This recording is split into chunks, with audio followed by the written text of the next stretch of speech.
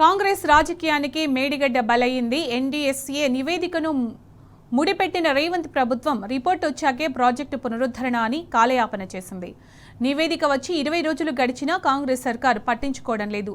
విచారణలు, కమిషన్లకు మాత్రమే పరిమితమైన ప్రభుత్వం పాలనను గాలికొదిలేయడంపై ప్రజలు ఆగ్రహం వ్యక్తం చేస్తున్నారు.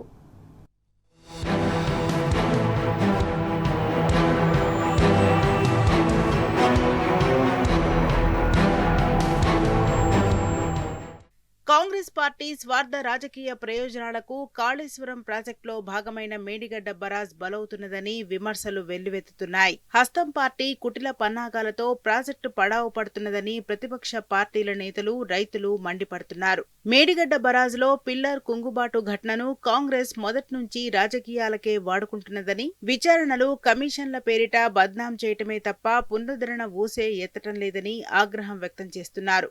నీళ్లివ్వాలనే సోయి లేకుండా సర్కార్ పెద్దలు వ్యవహరిస్తున్నారని మండిపడుతున్నారు. నిన్న మొన్నటి వరకు NDSA national dam safety authority నివేదిక వచ్చిన అనంతరమే పునరుద్ధరిస్తామంటూ సాకులు చెప్పిన సర్కార్ ఇప్పుడు రిపోర్ట్ వచ్చి 20 రోజులైనా ఆ ఊసే ఎత్తకపోవడం నిదర్శనంగా నిలుస్తుందని చెబుతున్నారు.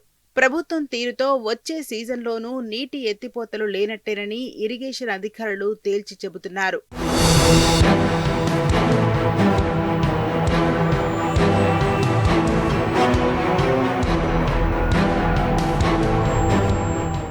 కాళేశ్వరం ప్రాజెక్టుపై ఇటు కాంగ్రెస్, అటు బీజేపీ ఆది నుంచి కుమ్మక్కు రాజకీయాలకు పాల్పడుతున్నాయని బీఆర్ఎస్ నేతలు, రైతులు, రైతు సంఘాల నాయకులు ఆరోపిస్తున్నారు. ప్రాజెక్టును చేపట్టిన నాటి నుంచి అనేక అసంబద్ధ అంశాలతో విష ప్రచారం చేస్తూ వచ్చాయని గుర్తు చేస్తున్నారు. ఇక 2023 అక్టోబర్లో మేడిగడ్డ బరాజ్ 7వ బ్లాక్లో పిల్లరు కుంగిపోయిన ఘటనను అదునుగా తీసుకుని ప్రాజెక్టుపై మరింతగా దుష్ప్రచారం మొదలుపెట్టాయని చెబుతున్నారు. ఆ ఘటన జరిగిన వెంటనే బీజేపీ నేతలు కేంద్రానికి లేఖ రాయటం, హుటాహుటిన ఎన్డీఎస్ఏ రంగంలోకి దిగడం, ఎలాంటి పరిశీలనలు చేయకుండానే నివేదిక పేరిట కాంగ్రెస్, బీజేపీ హడావిడి చేశాయని ఉదహరిస్తున్నారు.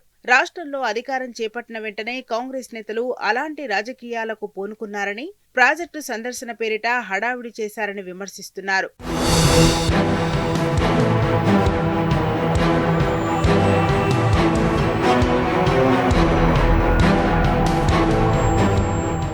కాంగ్రెస్ ప్రభుత్వం విజిలెన్స్ ఎంక్వైరీకి ఆదేశించిందని ప్రతిపక్షాల నేతలు గుర్తు చేస్తున్నారు. జస్టిస్ పీసీ ఘోష్ నేతృత్వంలో ఎంక్వైరీ కమిషన్ ఏర్పాటు చేసిందని, విచారణ అంశాలను అనుకూల మీడియా సంస్థలకు లీకులిస్తూ ప్రాజెక్టులపై అసత్య ప్రచారాలకు తెరలేపిందని చెబుతున్నారు.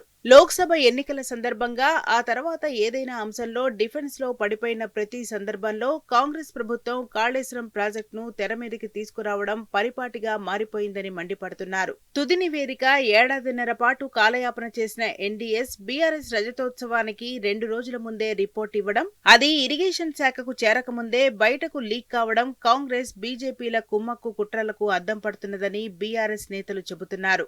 ఎన్డీఎస్ఏ నివేదికను సమర్పించి 20 రోజులు గడిచినా కాంగ్రెస్ పెద్దలు దాని ఊసే ఎందుకు ఎత్తడం లేదని ప్రశ్నిస్తున్నారు.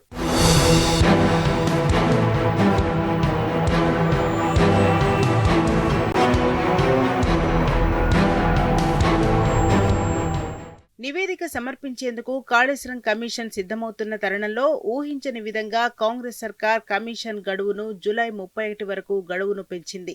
విజిలెన్స్ నివేదికను, ఎన్డీఎస్ఏ నివేదికను సైతం కమిషన్ అధ్యయనం చేసిన, సొంతంగా సేకరించిన సమాచారంతో పాటు ఆయా నివేదికల్లోని అంశాలన్నింటినీ క్రోడీకరించి దాదాపు 400 పేజీలతో రిపోర్టును సైతం సిద్ధం చేసినట్లు సమాచారం.